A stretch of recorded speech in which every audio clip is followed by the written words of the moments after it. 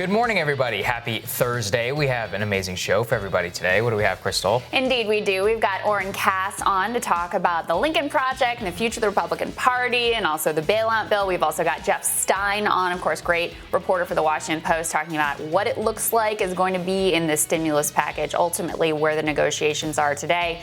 But we wanted to start with a pretty interesting new poll from Politico. Yeah, that's right. I mean, look, we all hate the term cancel culture at this point because it's been over-discoursed, if that was somehow possible. But Politico Morning Consult actually did some useful work for us, which is that they actually commissioned a poll, and they asked Americans, how do you feel about cancel culture? Now, the top-line things on this are pretty interesting. 46% of registered voters, keep in mind this is registered voters, not likely, surveyed, I guess that doesn't really matter here, agreed that cancel culture has gone too far. 10% say it has not gone far enough. I'd like to meet some of those people. I would rather not meet those people, I think. 18% has said that it's not gone too far or not enough. Slightly more than a quarter of respondents just said that they didn't know or didn't have an opinion. I love the idea of just normal people living their lives. I'm like, what are you talking about? What are you talking about? And we're like, well, there's this letter, and then there was another letter. Then there was a counter letter. And then some of the people were hip and they left off Glenn Greenwald, and they'd be like, what are you talking and this about? Dude at the New York Times is fired for publishing his op-ed, and they're like, yeah, but what does that have to do with my unemployment insurance? Anyway, it does matter. This is intra-elite fights have to be covered because it trickles down, right? Mm-hmm. That's how our culture works, which is that the way that it happens is it spreads in Ivy League or whatever, then it goes to populate, the most important newsrooms in the country, the government, campaigns, all these very important institutions. That trickles down into actual policy that affects normal people's lives, like in a warehouse somewhere. So I don't want to downplay that. I do think it is interesting that a plurality say it's too far, but even more interesting is kind of the self-reflection that some of these people are saying 40% say they've participated in cancel culture. Yeah, it's interesting. And a lot of people were like, yeah, I have shared disapproval of a public figure online, and according to this, Gen Z and millennials were the most likely to approve of cancel culture. Not surprised by that. And the most likely to self-report that they'd participated in. Yeah. So 55% of people between 18 to 34 reported participating in cancel culture, while only 32% over 65 said the same. Willing to bet all of those people are on Facebook. So, yes. This is one of these things. Like, first of all, I would take all this polling with a grain of salt, because I think part of what makes this debate so hard and so squishy is that the terms are so undefined. That's right. Right? So what one person sees as cancel culture might be just like an online mob of criticism. For another person, it's like, no, you actually have to have gotten fired or faced some career or other personal consequences that are real, that are measurable. And so a lot of this is asking people to analyze like a squishy marshmallow of their own thoughts of what this term ultimately means.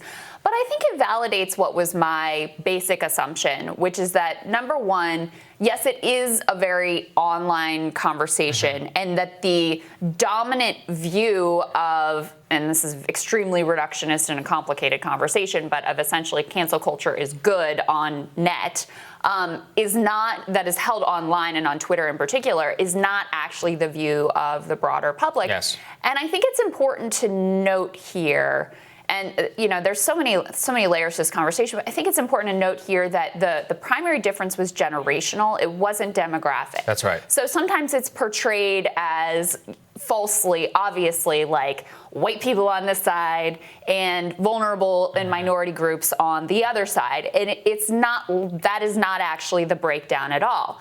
I do think there's a generational shift. I think that part is accurately reflected. Partly that is a reflection of changing values and a sense of empowerment that has come with social media. Partly it's a reflection of the fact that you are more likely to be online in a significant way if you are in those generations.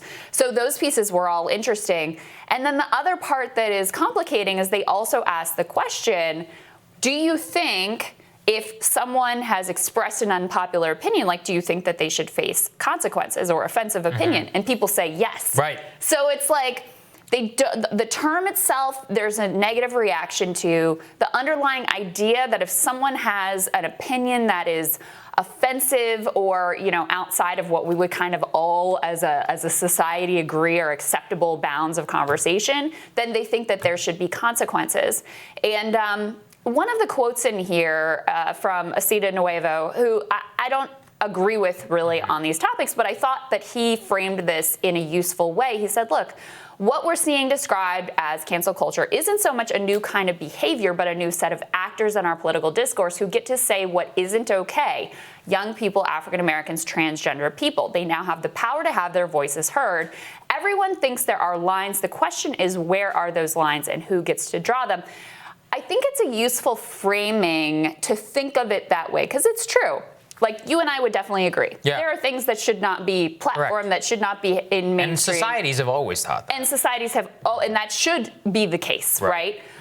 The question is, number one, are the lines being drawn more tightly? And I think you and I would both agree that they are, and that there's more ready consequences for straying outside of the bounds of those lines. And also, what I see as the flip side of what Acita is talking about here is that it's actually people in those minority groups and vulnerable groups and disenfranchised voices that are more likely to fall outside of the bounds of the conversation. So I kind of see it in the reverse. I also, and it's an important question to ask, like, is that really the case? Is it just that people are freaking out because, like, they're a New York Times columnist and they don't want some, like, smart college kid coming at them? I think that is an important question to ask and part of the dynamic here. But I don't see any evidence proffered that it is actually, African Americans or transgender people or lower income people who are the ones who are drawing the lines now. I see it more as a lot of online elites who have disproportionately powerful voices, and also, by the way, come all from one socioeconomic class, who are the ones that are drawing the lines. And that's the part of it that makes me very uncomfortable. Well, that's where you're starting to see what real power is, right? Which is that they're looking at it through like a historical lens and not through who has real cultural power in America today. I thought Matt Taibbi, he put it very well. He was also quoted in this story, the Politico story. He said, it's not about James Bennett or Barry Weiss or Andrew Sullivan specifically. It only takes a couple of high-profile examples to dramatically impact how people think and behave, especially in the job climate. And I couldn't agree with him more, which is that the other thing that he talked about was, when he was on this show, was about self-censoring within newsrooms. The idea about maybe, and I think Zed talked about this as well. Just like, okay, well, if there's contrary evidence about policing, like, is that going to get reported? I'm going to say no, and I'm fairly certain that the answer is no. That attitude is pervading throughout newsrooms, and I thought it was fascinating because we have another poll on this from the Cato Institute, who are, libertarian extremists, and it pains me to publicize anything that they do. But they say, poll, 62% of Americans say that they have political views that they are afraid to share. And that is something which I think you can pair that with the Matt Taibbi analysis, which is very, I don't think it's a good thing to be able to live in a society this way. And I'm sure you found this as well. If you're a corporatist neoliberal, you get to say whatever you want, right, in a conversation. Now, if you have contrary opinions like us, you kind of just smile and you sip your drink whenever somebody says something. You're like, yeah, right. Right, that Russiagate thing. Yeah, right, exactly. They'll be like, oh, Trump, and you're like, no. And you're like internally burning inside because you're like, you idiot. But you're like, no, you're not in the norms here. Yeah, this is probably an elite's problem. Yeah. But that matters, because if people aren't able to say what they think in a conversation, we all know, again, which is like, if you believe abhorrent things and you're not able to say them, maybe that's a good thing. Right. But if let's say you have an opinion about the president, like, the Trump thing, I think that's a perfect example. Like 62 million Americans voted for Trump. Right. You cannot express, I can tell you this from experience, anything even remotely that sounds as if it would be sympathetic to why people would vote for Trump in a city here like Washington, D.C. I can also attest to that. Yeah, right. Or in New York City, any of these other places, that is not a good thing, right? Yeah. That is not a good thing for discourse. And so if you're not able to express your political opinion, that also makes it so that people become much more resentful and actually gravitate towards much more hateful ideologies, because it makes it one of these things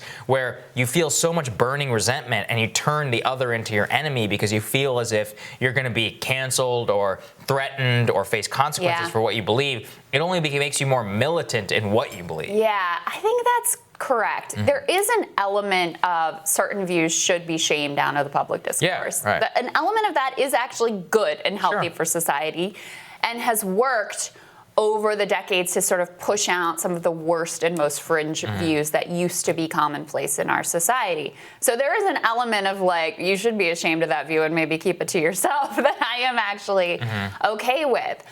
But, and this sounds sort of trite, but I do believe that sunshine is ultimately the best disinfectant. If someone is able to come out and express their view and you can have a debate with them, oftentimes when you put that thing in the light and you scrutinize it and you deal with it, then it has much less power than when you say, oh my God, we can't even talk about that. Right. What does that do? I mean, human nature is then you feel like, oh, I'm onto something, or you take pride in like, oh, I have this rebellious view that's not allowed in mainstream discourse. And then you have these affinity groups that grow up online and this is also, psychological research shows that when you're in those groups, people tend to push each other to more and more radical extremes, right? Because the person who gets the social power in that dynamic is the person who's willing to push it a little further and a little further and a little further. So the more views that are in the mainstream able to be discussed, I think the better off that we ultimately will be, which goes back to Asita's point of like, it is all about where you draw those lines. I tend to think, especially as someone who does hold opinions that are unpopular and have been extremely unpopular throughout American history and recent American history, and that have been pushed out of the mainstream, that have been deplatformed, I tend to take much more of a, when in doubt, err on the side of let's put it out there and have the debate and deal with it rather than trying to push it out. And so that's where I come at this thing. And your point about liberals is absolutely right. They actually dug into that in this poll from the Cato Institute, which neither of us like, but whatever, it's the Cato Institute. So they found that liberals feel the most comfortable expressing their views, right? Of course they do. Because they live in the mainstream. Right. Yeah. And so if you are a liberal, like if that's your political ideology of sort of like the mainstream Democratic Party or what's represented typically in the New York Times or the Washington Post, then yeah, you're good with like making the conversation very narrow because that increases your own political and cultural power in the situation. Yeah, no, that's exactly what the entire game is. So fascinating polling and discussion here, and I encourage you guys to all go look a little bit more into it and think about it broadly because that's, it's over discourse, but it's still an important issue. Yeah, your point that where we draw the boundaries of that conversation trickles down to the society ultimately that we have and the debates we're allowed to have is an important one. All right, we're going to tell you what's on our radars. That's next.